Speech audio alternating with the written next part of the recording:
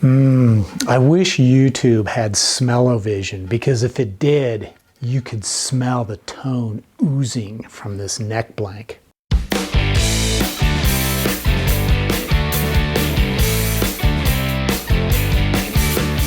Hey guys, it's Chris at Highline Guitars and welcome to my guitar building channel. Today's video is going to be part 2 of my 4-string bass guitar build. And what I plan to do is prep the blanks for the body, the neck, and the fretboard. Now, for the body, I'm going to be using this big slab of alder. This is 8-quarter alder. It's about 8 inches wide, 98 inches long. And from it, I'm going to cut 2 pieces that will be 22 inches in length and about 7.5 inches wide. And I'll glue those 2 pieces together to make the body blank.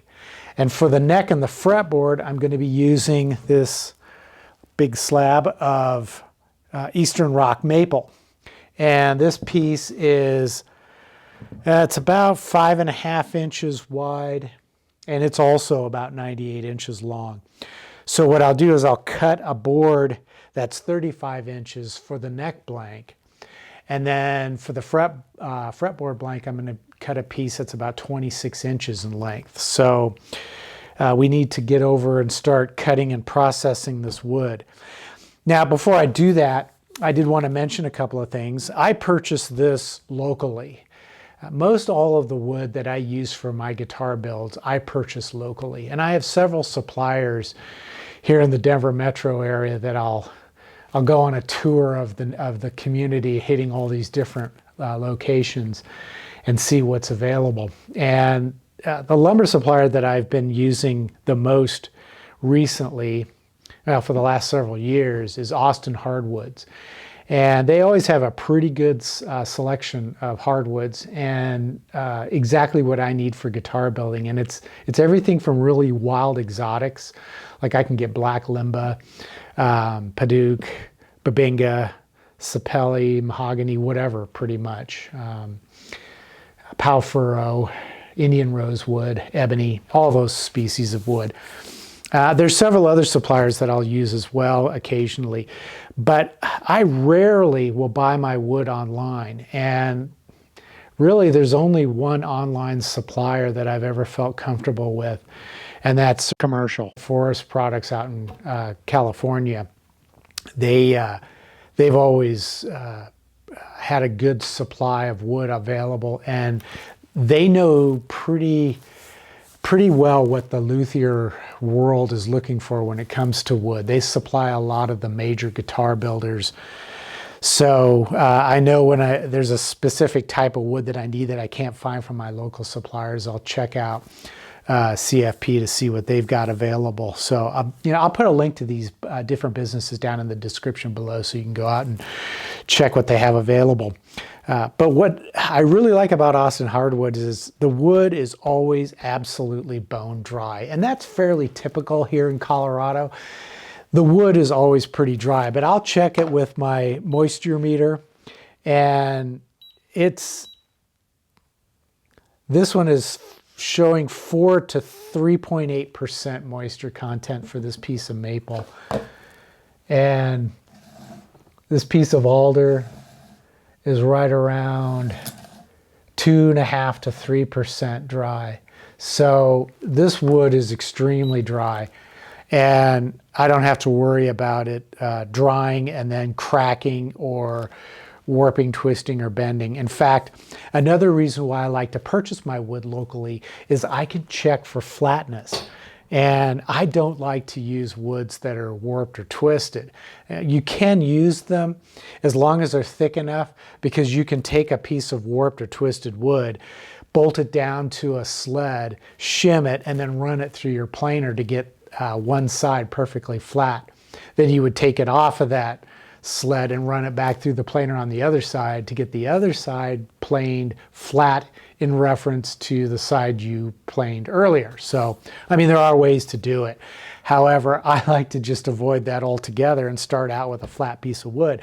And this is a 98-inch long piece of alder that is absolutely flat. Flat enough that I don't have to worry about doing that. So I can just start cutting and processing it and gluing up the blank to get it ready for throwing on the CNC machine to cut out the body. And same thing with the board that I'm going to use for the neck. There's no warp, there's no bend, there's no twist. I always check this wood at the lumber supplier to make sure I'm getting as flat and straight a piece as I can possibly get, because that's going to really save me a lot of time. Also, when I'm shopping for wood for a neck, I always look for wood that is as straight grained as possible with as few knots or deviations in the direction of the grain as possible, because anytime you run into that, you run the risk of some problems with unexpected wood movement later on after the guitar is finished, strung up, and even after a year or two of playing, you may start to notice some weirdness happening in your guitar neck. And that's one of the reasons why I rarely use figured woods for necks. The only time I'll use a figured wood, like a figured maple, like a flamed maple for a guitar neck, is if it's been thermally treated or torrefied or roasted, as they like to say, because that wood is never going to absorb any moisture, and as a result, it's not going to warp or twist or bend on you. But I don't use that wood as often right now. It's still not as commonly available as I would like it to be. There are some suppliers out there that I deal with that do carry it, but it's kind of a hit and miss sort of thing. So I'll typically just pick up a nice slab of straight grain maple for my guitar necks and fretboards, and I've had great luck with that. So let's stop chatting and start processing some wood. All right, so I'm going to start with this alder here, and my blank is going to be 15 inches wide and 22 inches long. And it would be made from two pieces, and that means I need to get two 22-inch long pieces out of this board, which should be no problem. However, there are some knots, and there is one big nasty crack up here right in the middle of a knot. So I'm going to have to be careful about where I select the wood to avoid those problems. And what I will do is I will measure and cut off the knot from this end.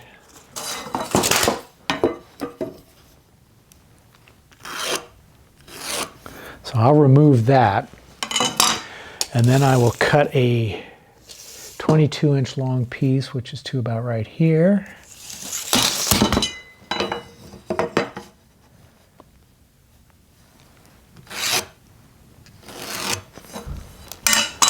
And then I will have to cut a 22-inch piece out from about right here. Now there is a knot here, so I'll probably dig that out later and fill it with epoxy, because remember, this guitar is going to be painted a solid color, so we're not going to see any of the underlying wood grain, and I can fill that in and then fill and seal the grain, and you're not even going to know it's made out of wood. So I think what I'll do is I'm going to make a cut here, and then I will cut 22 inches, which will be right about here. So in truth, what I'm getting out of this is one decent blank, but there is enough wood if I want to deal with some of these cracks and holes and knots to get a second guitar blank out of here. I'll just have to see how those two extra pieces would play together. That would be this piece down here and then this piece up here, but it's not bad when you consider the fact that I paid $66 for these two pieces of wood, and I can get two bodies out of this alder and I think 3 necks out of this maple. It's a pretty good deal. Okay, so I've got my alder clamped down to my workbench, and I'm going to cut off this end here, and then I'll cut out this section here. And I'm just going to use my circular saw to do this. There's no reason to set up my table saw for this because it's really not that precise of a cut anyways.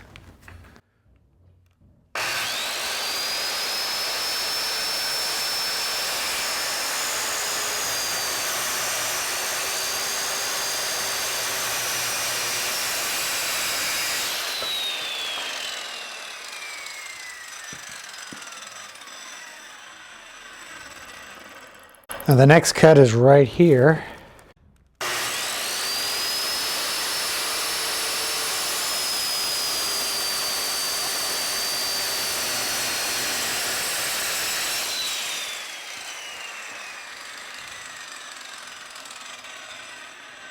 So this is my 1/2 of my body blank.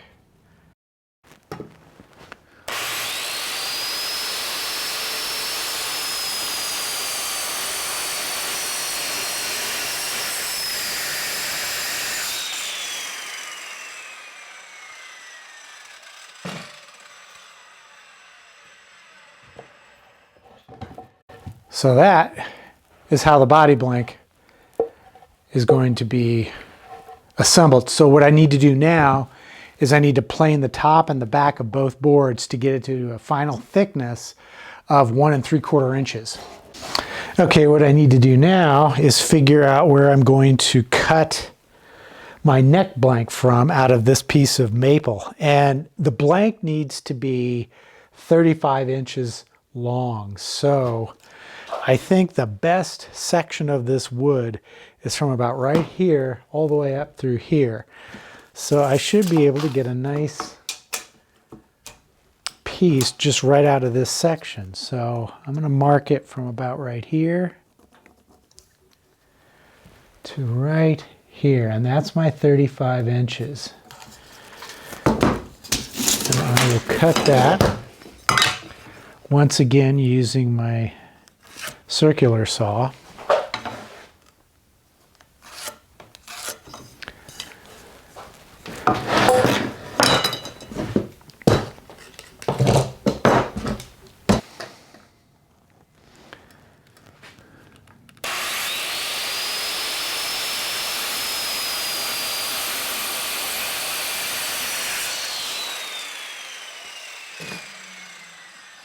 So this is going to be the neck blank.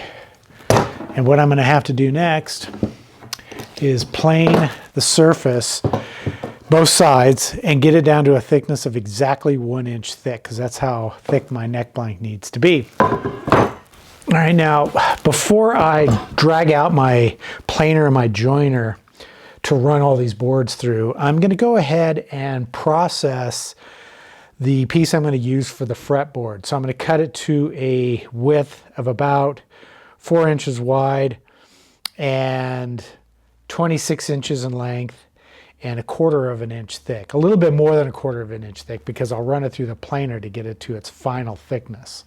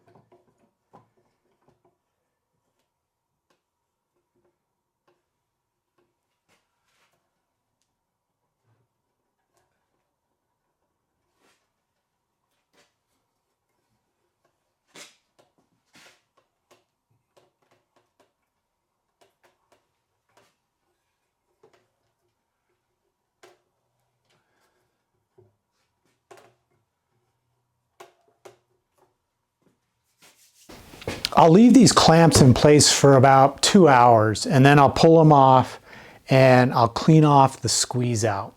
All right, I just got back from a cold winter run, and it looks like the glue is pretty much dry. So what I'm going to do is I'm going to pull these clamps off, and then I'm going to take a sharp chisel and I'm going to chisel off the squeeze out. Now, I don't necessarily have to do that, because what I could have done is I could have taken a damp cloth and wiped off the squeeze out while it was still wet, because I'm going to paint this guitar.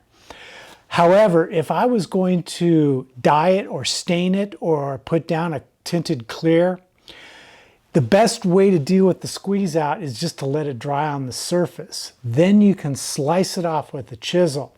If you try wiping it off with a damp rag, all you're going to do is you're going to press it down into the grain and it's going to dry there. There's going to be a residue left, and that's almost impossible to get rid of, and it can affect the appearance of your dyes, your stains, and your tinted clears.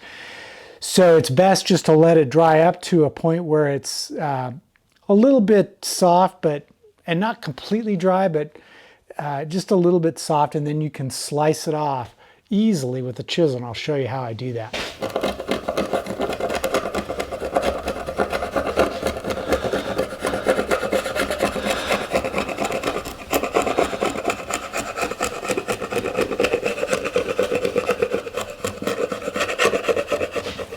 I think that's going to pretty well do it for part 2 of this series, and I've got my blanks ready. I've got the alder blank for the body, the rock maple for the neck, and another piece of rock maple for the fretboard. Now, it would seem like I should be ready to start cutting and carving and routing and doing all that, but in the next episode, part 3, I think what I'm going to do is I'm going to lay out all the different components that I'm going to be using on this guitar. At least I hope that's what I can do. I'll try and get all of it together. As it turns out, I went through my stash of components and I had everything I needed except for, I think it was 3 components that I had to order. And those components are on the way and will hopefully be here before I finish the next episode, so I can lay everything out. But you'll notice that there are 2 components that are absolutely critical. I have to have them before I can start the actual build, because I need to measure them in order to finalize the layout specifically for the body of this guitar. Even though I have the files all created, I want to measure those actual components so that I can make sure everything is going to fit and line up properly. So stay tuned for the next episode to see exactly what it is I'm talking about. And in the meantime, of course, as always, click like, click subscribe, leave comments or questions that you might have. And as always, you know, if you want to help support the channel, head over to eguitarplans.com, purchase a plan for a guitar or one of the tools that I use, including that cool little flip-top workbench you saw me using earlier. And to all of you who have ordered from eGuitar Plans, I am really grateful for that, and I can't tell you how much it means to me, because I'm able to get the lighting and a better camera. I'm looking at getting a new microphone so that I can do improved voiceovers, but yeah, I'm just really appreciative of that. And if you want to support the channel but don't want to buy a plan, I've got a merch shelf down below. I sell some t-shirts, and you know, I've got like 4 different designs. So purchase a t-shirt and you're helping to support the channel. You know, so, and if you don't see that shelf, there will be a link in the description below. In fact, I'm going to put several links to some of the different things I've talked about in this video down in the description, as I always do. So until the next episode, take care, stay safe, and I'll see you soon.